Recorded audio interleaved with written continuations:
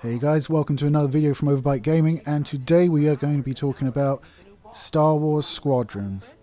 Now, I've said it before, in theory this is the game I've been waiting for since I was a 5-year-old. And I am pleased to say that, for the most part, it's the game I wanted. So what it is, it's a starfighter simulator, obviously set in the Star Wars universe. It was developed by Motive, obviously published by EA under their licensing agreement with, I suppose it was LucasArts when they got it, but it's Disney now, isn't it? And yeah, they've done some clunkers. I personally felt that Battlefront 2 had a good starfighter section that was marred by the microtransactions, but since those have been removed and the game rebalanced, it's still pretty damn good. And the Fallen Order was great as well, so can they make it 3 in a row? And I think they have. So it's a starfighter simulator where you play either as the Empire, obviously, or the Rebels, and it's set just after the end of the 3rd movie, or the 6th movie, the one where they blow up the Death Star. Okay, that doesn't narrow it down. The one where they blow up the Death Star and it has teddy bears, there you go. That one. So it's set just after that, and the Empire reeling from the destruction of the Death Star, because like it keeps happening.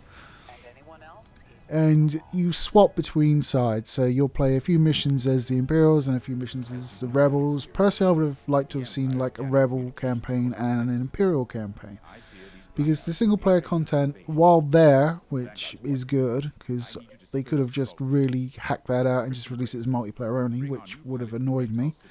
But the single player stuff is there, it's functional, it runs superbly. I mean, I was able to actually get used to like the top end of my 144 Hz monitor, for Christ's sakes. And I haven't had any problems with VR either, which I'll be getting onto.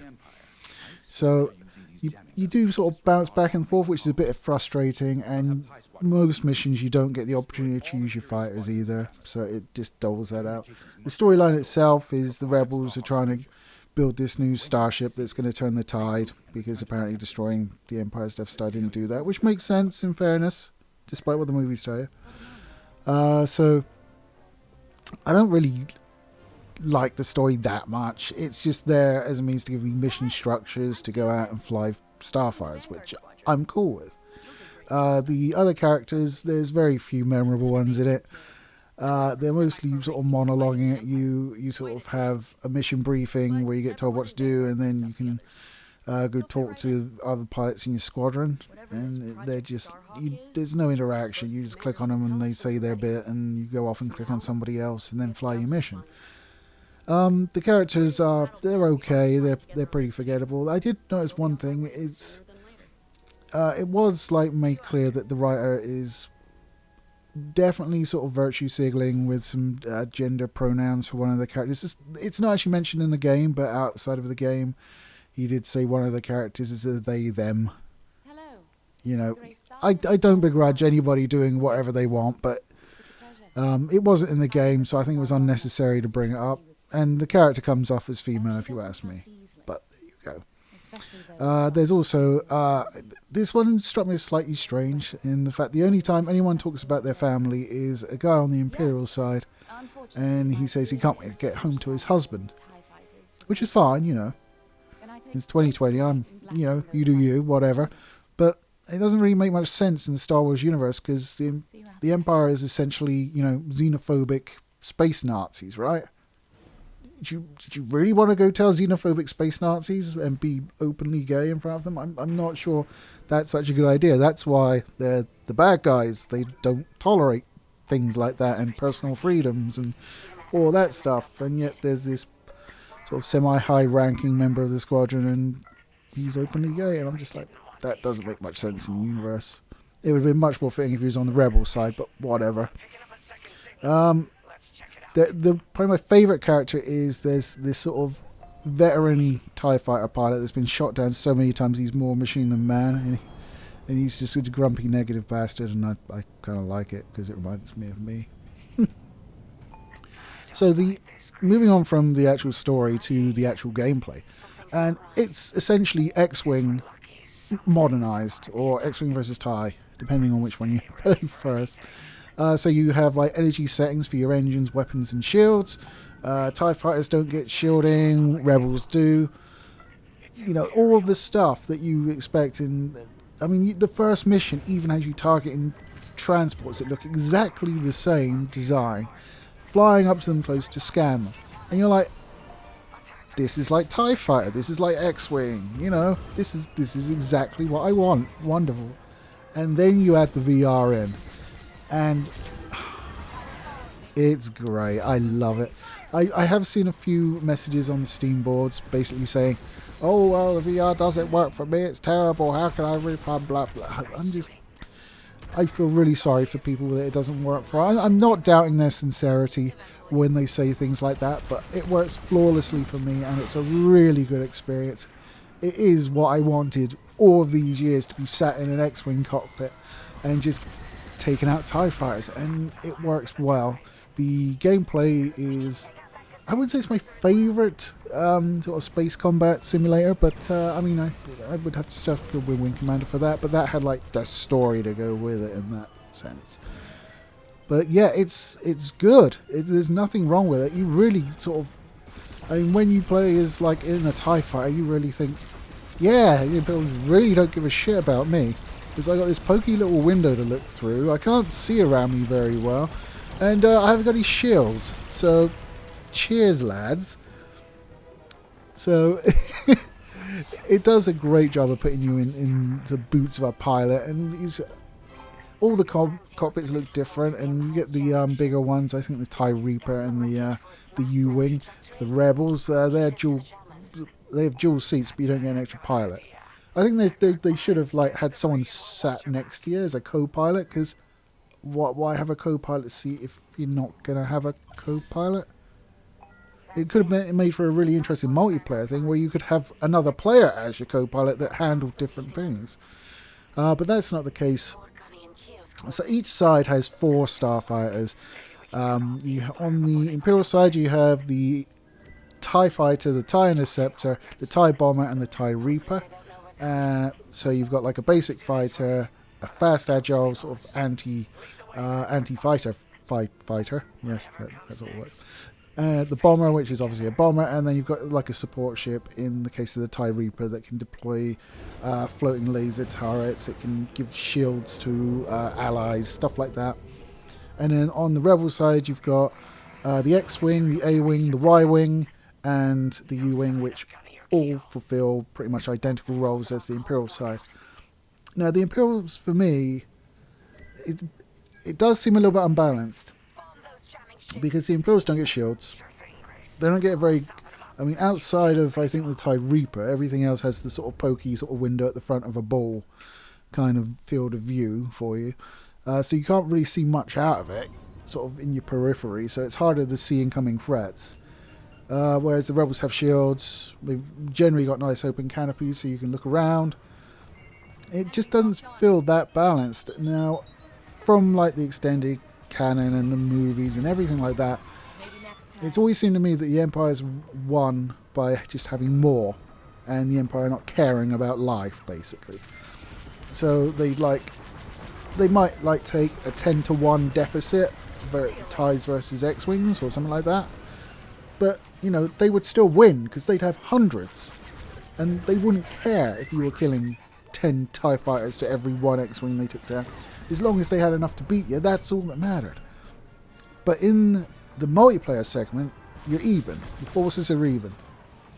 Now, the TIEs are a little bit more maneuverable, I will give you that, but it doesn't offset the lack of shields and the lack of vision out of the cockpits. It kind of feels like playing as the Empire is the hard difficulty, if you like. The multiplayer itself, which I have played, although as bots, I was arranging cooperative play with a friend, but he's terrible at building PCs and couldn't get it working in time. And he works in IT, which is encouraging. But so that didn't come off. But I've played bot matches. It's good. It's fun. It's definitely something I'd be more interested in doing cooperatively than just by myself. I mean, if I was going to play it just to play it, I would probably replay missions from the campaign rather than doing the multiplayer. The multiplayer, though, I think you know, if you play it with friends, I think it's going to be a good time. You've got 2 modes. One which is just deathmatch, so one squadron of, I think it's 4 or 6 or whatever, versus another. That's one you can't do with bots for some reason, so I didn't do that. And then you have the fleet battles, which is the main meat of the multiplayer, which you can do with bots. But yeah. Where each side has a capital ship. So you've got a Star Destroyer and a Mon Calamari cruiser, or whatever they're called. On either side of like a map, essentially. You have 2 supporting craft, and then you have a fighter squadron. And you sort of have to take them down in that order, so as you push up the field and come into contact, the fighters come into contact, which is obviously you. As soon as you destroy enough fighters, it moves up the field, and you get the ability to attack the support ships. And once you've destroyed the support ships, you can attack the capital ship. It sort of works by advantage, so if you push up too soon, it makes it a lot harder to survive. And trust me, it's pretty difficult to survive even if you have shields, especially if you're attacking a capital ship. So the capital ships, you need to take out the shield generators, and to do that you have to fly through the shields. So you have to be right up tight against it, all the while it's shooting at you from like dozens of turbo lasers, which is obviously quite destructive. So you do find yourself getting killed quite a lot when you're attacking the damn thing. And you're just like, well, if I can just get to the generator and like do like 10% damage, it's been worthwhile, damn it. You sort of take like the sort of kamikaze approach. And it is good fun, although they can last up to half an hour, and I found my hands were starting to cramp up on the old hands-on throttle and stick controls, because I can't imagine not playing this on that. I mean, controller's probably your second best. You can play with mouse and keyboard, and it's sort of done like Freelancer or Darkstar 1, and it sort of follows the reticle around. Or Battlefront 2. There's the obvious comparison I was lacking. So yeah, but you can like take down turbo lasers off of capital ships, but there seems to be ones you can't. It's weird. So like a lot of them, you sort of go across the hull, you take down all of the turbo lasers, and there's still something shooting at you. It's just coming out of this like point in the hull with nothing on it. So you're kind of like, are you cheating me, game? I've taken out all the turbo lasers and it's still shooting at me. I guess maybe it's a programming decision where they were just like, well, we can't leave it entirely defenseless, because I guess we can't. But yeah. So that was kind of a nasty surprise when I was quite confident I decimated all of its defenses, but there you go. You do level up in your multiplayer profile. There are 2 currencies. One is used for unlocking starfighter upgrades. These tend to be, I wouldn't call them advantages. It's more like, here's an advantage, but we're giving you a disadvantage as well. So it depends on your playstyle as to whether things work for you. Like, you can get a hull that's lighter, which has less hit points, but also allows you to accelerate faster, stuff like that. So there's always a trade-off on the upgrades. So you get one currency for that, and the other one is strictly for cosmetic appearances. There's alien heads you can unlock. There's uniforms. There's flair for your cockpits. You can paint schemes for your fighters. All that kind of good stuff. And yeah, I like it. I mean, you do have to, once you unlock something, it doesn't unlock across the board. You have to unlock it for each starfighter. But I mean, at the end of the day, I don't have a problem with that. There's no way you can buy these, so you would have to grind them if you want everything. But it's not necessary, in my opinion. It's just as much fun to play. I mean, you're not going to see your alien head when you sat in the cockpit. You're not going to see your cool detailing. The only thing you'll see when you sat in the cockpit is the cockpit flare that you bought, and that's about it. Obviously, the weapons will and other upgrades will make a difference to the way it plays, but to be honest, I kind of go with the standard one anyway. I can't prefer like a jack of all trades kind of thing. Because whenever I always feel like I'm fragile, I'm too fragile as it is, so I don't want to lose any hull, and I'm too slow, so I don't want to. You know what I mean? It's one of those. I hate the trade-off, so I generally take like the middle of the road one. So. But yeah, there is an interesting bug at the moment, which no matter what I set my voice to, it always defaults me to the female version of it, which is weird. I mean, I don't know if that's gender politics and they're pushing it somehow. But yeah, I mean, I did notice that the A version of the voice is the female version, the B version is the male, which, you know, I don't really care as long as I have the choice between the two. You can also kind of mix and match, so you can have, when you customize your pilot, of course. I should have said that. So you have a male body and a feminine body and whatever head and whatever voice, so it's all just unlocked, which is fine. I don't have a problem with that. There isn't really any male white heads in the Republic, though. So where's my representation, bitch? No, I don't care. That stuff doesn't appeal to me. I mean, like, if I was represented fairly in games and movies and stuff, it'd be some fat lad sat eating chicken wings, drinking whiskey, and playing video games. That doesn't sound like fun. That doesn't sound like a fun movie to me. So no, don't represent me. Represent someone that's like better than me and does shit. That's what I want to see. Blow shit up. Yeah. So yeah, there's that, which kind of made me raise an eyebrow, but whatever. It doesn't annoy me very much at all, really. So yes, Star Wars Squadrons. I love it. I do like it very much. I think there needs to be more content for the multiplayer, more mission variety, and there are more ships that I would have expected to see in the game. I'm hoping this will come down the line as DLC, hopefully free, but whatever, if you got to pay for it, it's not exactly strange, is it?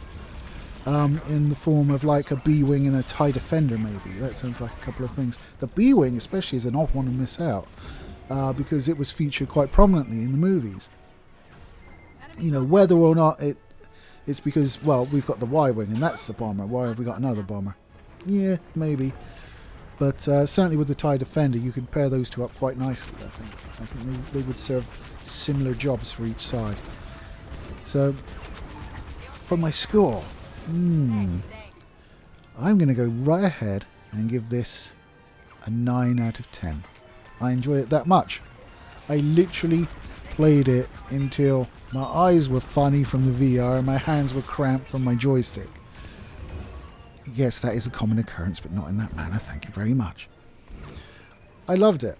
I mean, if it wasn't VR, I probably would knock an extra point off. I think having it be in VR just is the cherry, the absolute icing on the cake.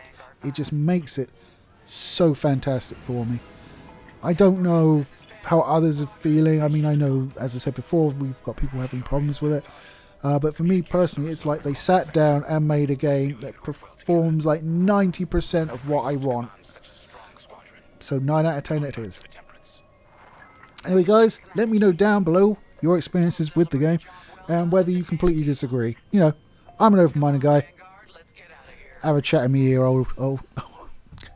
was even going to say old ear or ear roll, and it kind of just went, oh you. So in my ear roll, down below there in the comments, get a thumbs up if you like it, thumbs down if you didn't. It's all engagement, it's good for me. And I'll catch you later. I fucked up the side off. Bye.